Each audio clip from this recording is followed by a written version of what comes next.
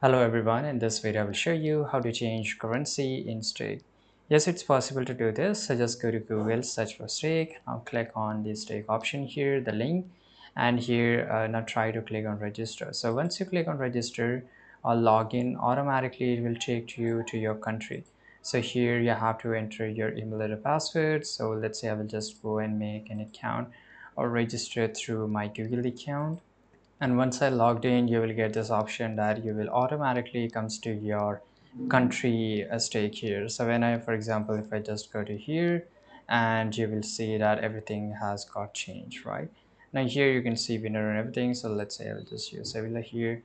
And if I just go and try to place a bet with my Bitcoins, I have to add a Bitcoin here. That's very important. And once you do this, it's really easy thing to do, right? And this is my account. If you just want to change here, you can go to the settings and change your language, right? So for example, this is a country code. So here you have to make all the amendments. So for example, if I want to go to the Brazil currency, I will just go and select submit. Now of course you have to add your phone number, then only you will able to do so. So this is very important guys, and this way you will able to do so. Thanks for watching. Subscribe.